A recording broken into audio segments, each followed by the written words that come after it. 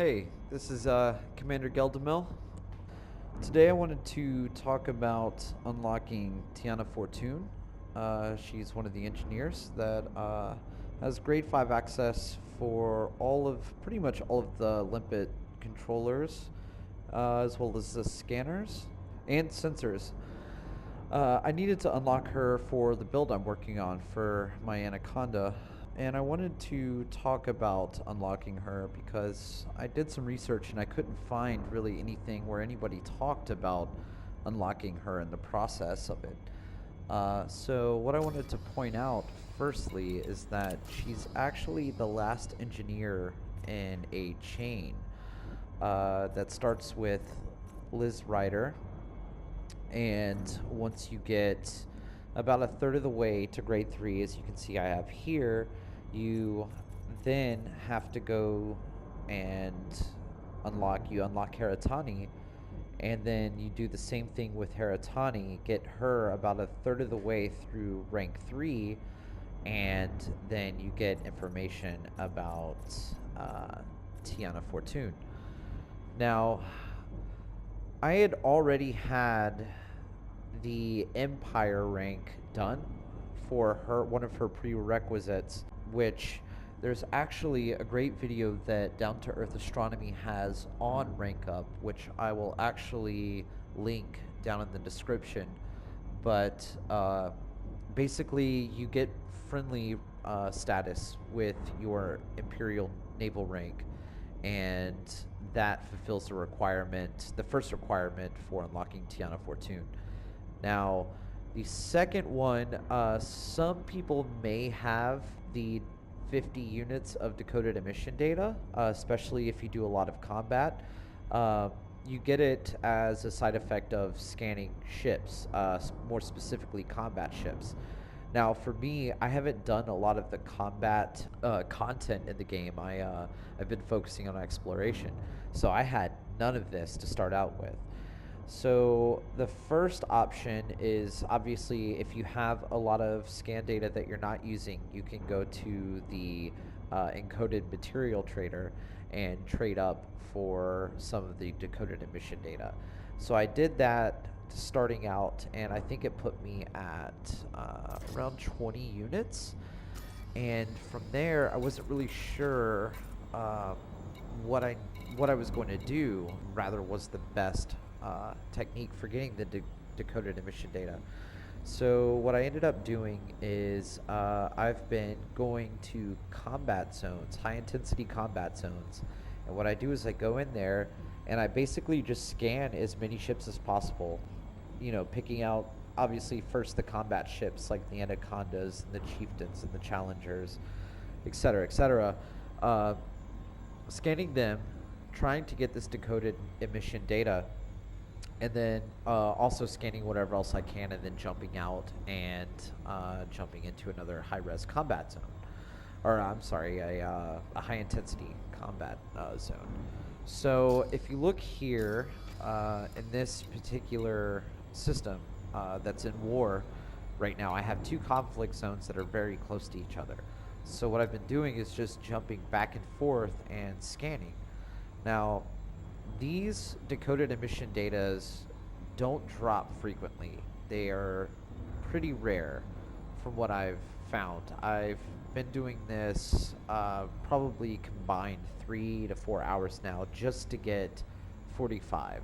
So what I want to do is just kind of demonstrate some of what I've been doing, and maybe this will help some others out there who are kind of struggling with this and wanting to know what options there are. This is how I did it. Now, I'm sure other people have different methods, but I wanted to share mine. So let's start by going to this combat zone.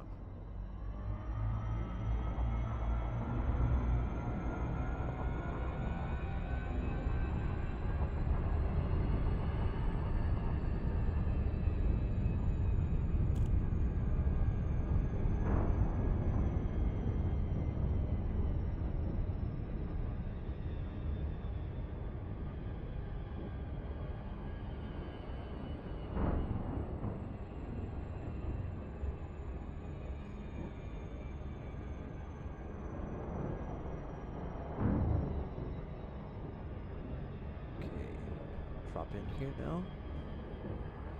Any second. Here we go.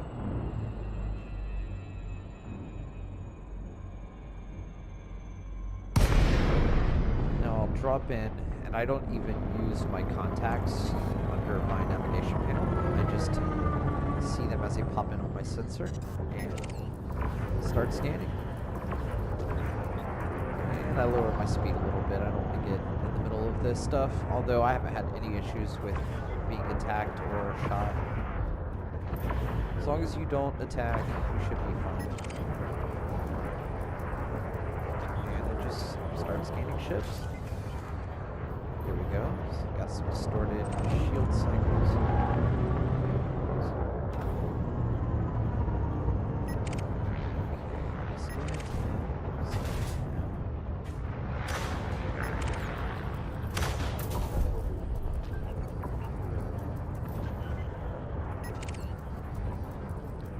Now what I do at first when I jump in, like I said, I'll scan any ship in just whatever stages.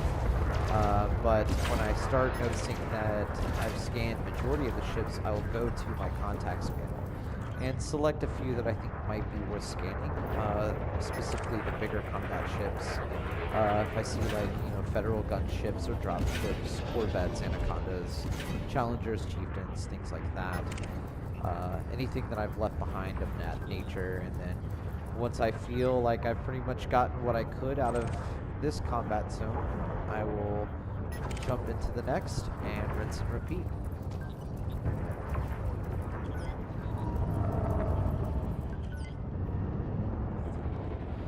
Now, like I said, this took a while. These things do not drop frequently at all.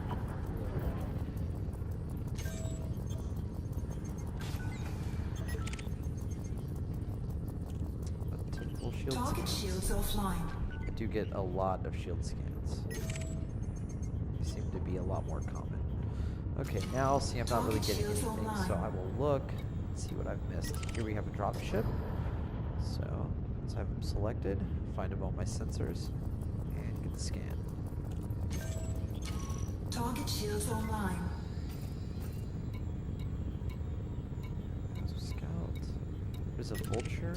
Vultures seem to drop them sometimes. Go. I hear some ships jumping in. Oops.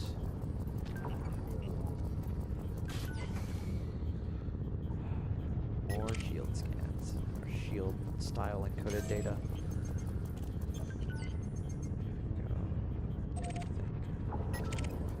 A lot of scouts and explorers, which really, from what I understand, won't drop it. Not the decoded emission data, at least. Okay, it looks like I've pretty much gotten most of the ships that are of any worth or have the potential to drop the decoded emission data. Target shields offline. So now what I'll do is go ahead and jump over to the next combat zone.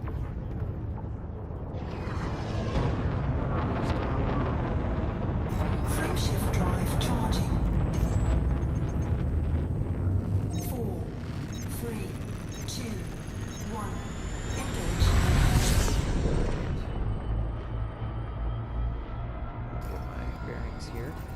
Navigation panel. Go ahead and target it. And hop on over next door.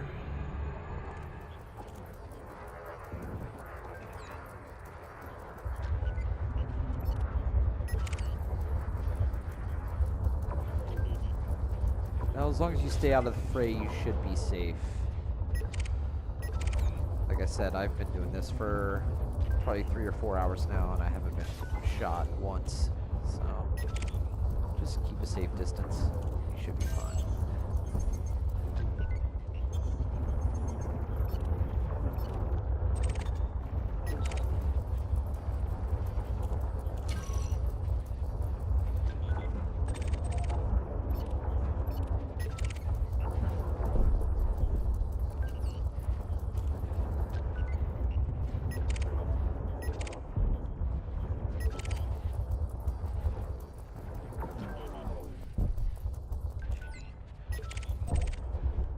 Unit destroyed.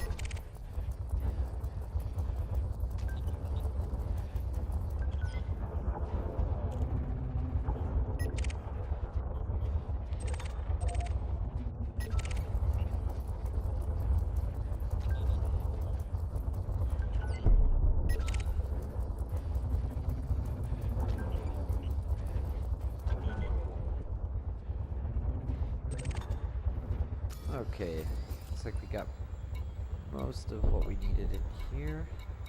So I'll just keep going back and forth between the combat zones until I get the 50 that I need. So I'll go ahead and do that. We'll put you guys through watching me do this. And we'll come back whenever I have 50. Alright?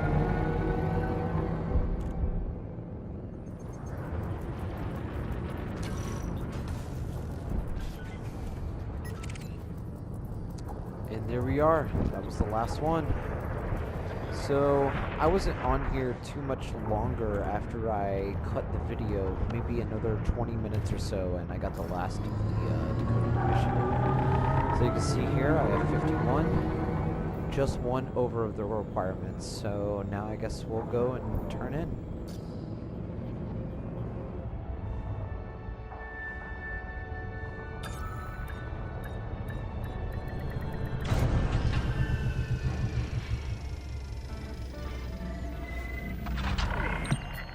Touchdown complete.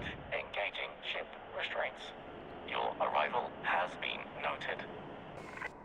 Okay, so we just touched down here at Fortune's Lost in the Akinar system. I think it's worth noting that this system is permit locked, and you will have to level up once or twice in your Empire naval rank to unlock the system. I forgot to mention that previously. So let's go ahead and take a look here. So go into Starport Services.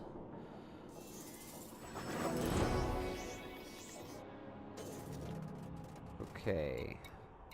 Go ahead and refuel while we're here, and we'll go to Engineer's Workshop. And here we will donate our 50 decoded emission datas. There we go.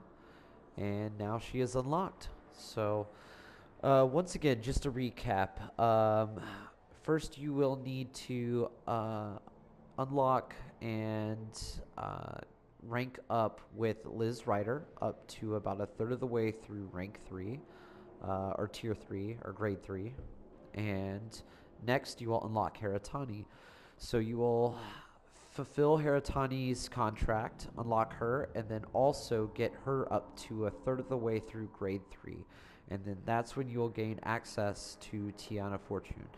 For my build, she was absolutely essential for me to do some lightweight with the sensors, and I also do use collection limpets on my build, so I needed her, and I felt like I needed to make this video because there wasn't anything really out there for her. So once you unlock her, get to friendly rank with the Naval Empire, or with your Empire naval rank, and also, as I said before, unlock the Akinar system.